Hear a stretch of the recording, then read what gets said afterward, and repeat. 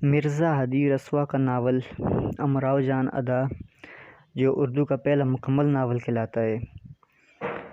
تو جو مرزا ہادی رسوا کی پیدائش 1857 میں لکھنؤ میں ہوئی اور ناول امراؤ جان ادا 1899 میں لکھا اور ان کی وفات 1931 میں ہوئی۔ تو یہ جو امراؤ جان ادا ہے مرزا ہادی رسوا کا ناول، یہ اردو کا پہلا مکمل ناول کہلاتا ہے۔ تو اس کا خلاصہ دیکھتے ہیں۔ امراؤ جان ادا مرزا ہادی رسوا کا سب سے مشہور ناول ہے، اگرچہ اس ناول میں نہ تو جاسوسی انداز کی کہانی ہے اور نہ ہی کوئی سنسنی خیزی کا سہارا لے کر ناول کو چلانے کی کوشش کی گئی ہے۔ تاہم یہی ناول ایسا ہے جس نے مرزا ہادی رسوا کو اردو ادب میں امر کر دیا۔ یہ سیدھا سادہ قصہ ایک طوائف کی داستان ہے جو فیض آباد کے علاقے کی رہنے والی تھی اور ابتدا میں ایک شریف گھرانے سے تعلق رکھتی تھی۔ قصے کی زیادہ تر کہانی اسی کی زبانی بیان ہوئی ہے۔ امیرن کے پڑوس میں ایک بدمعاش رہتا تھا جس کے خلاف امراؤ کا اصل نام تھا امیرن، امراؤ جان ادا کا۔ تو امراؤ کے باپ نے گواہی دی کہ جس پر دلاور خان بدمعاش قید ہو گیا، لیکن اس کے نتیجے میں دشمنی کی آگ اس کے سینے میں بھڑک اٹھی اور ایک دن اس نے 8 سالہ امیرن کو اٹھا کر اپنے گھر میں قید کر لیا اور بعد میں مار ڈالنے کے لیے چلا، لیکن ایک دوست نے صلاح دی کہ مارنے کی کیا ضرورت ہے، اسے بیچ ڈالتے ہیں۔ چنانچہ امیرن کو ایک رنڈی کے ہاں بیچ دیا گیا، جہاں اس کا نام بدل کر امراؤ ہو گیا اور اسے موسیقی اور دوسرے لوازمات کی تعلیم دی جانے لگی۔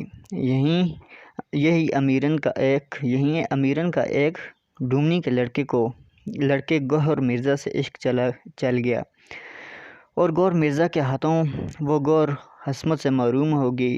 رنڈی کو پتہ چلا تو اس نے امراؤ کو باقاعدہ پیشہ ور بنا دیا اور یوں وہ بکنے لگی۔ اس کے لیے الگ انتظام کر دیا گیا۔ امراؤ کے ہاں ایک نواب سلطان آتے تھے جنہیں وہ دل سے چاہنے لگی۔ بعد میں ایک ڈاکو اسے خانم کے ہاں سے بھگا لے گیا، لیکن وہ اور اس کے ساتھی راستے میں گھیر لیے گئے۔ بمشکل وہ کانپور پہنچ گئی اور اپنے لیے کرائے پر ایک کمرہ لے کر وہاں پیشے کرنے لگی۔ جلد ہی وہ کافی مشہور ہو گئی۔ کانپور میں اس کی ملاقات رامدئی سے بھی ہوئی، جو اس سے پہلے اس کے ساتھ خانم کے ہاں رہا کرتی تھی۔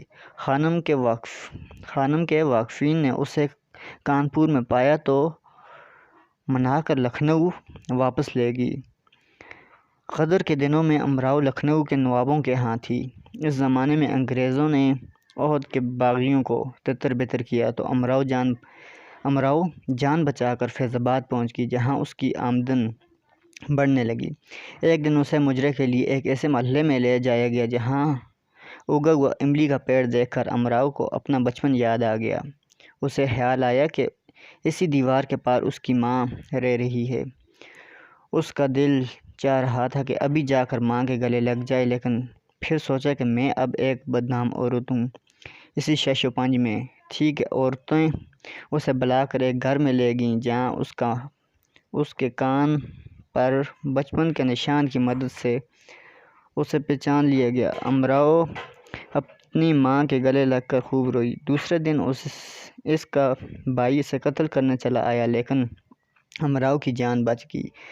امراؤ واپس چلی گئی اور یہاں اس کا کاروبار چلنے لگا۔ ایک نواب صاحب نے دعویٰ کیا کہ امراؤ ان کے منقوع ہے، یعنی ناکام ہے، جس سے نجات پانے کے لیے ایک اور نواب اکبر علی خان نے امراؤ کی مدد کی اور امراؤ ان کے ہاں 3 سال تک رہی۔ ایک دن امراؤ درگاہ میں گئی تو اس کی ملاقات رامدئی سے ہوئی۔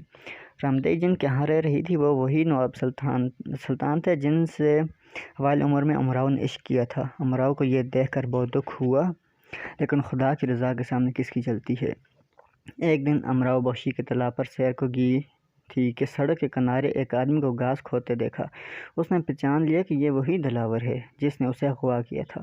پولیس کو اطلاع دی گئی اور دلاور خان گرفتار ہو گیا، جس سے بعد میں پھانسی ہو گئی۔ ناول کے مطالعے سے یہ بات سامنے آتی ہے کہ کارخانے قدرت میں جو ہوگا سو ہوگا اصول جاری و ساری ہے، گزرے وقت کو کسی طرح بھی واپس نہیں لایا جا سکتا، اور یہی حضرت انسان کا المیہ ہے۔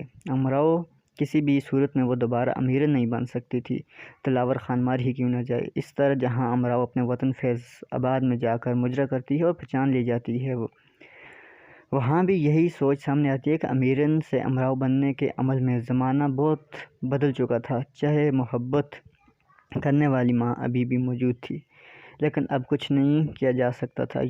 یوں اس ناول میں مرزا رسوا جبر یا مسلک کے پیروکار کے طور پر سامنے آتے ہیں۔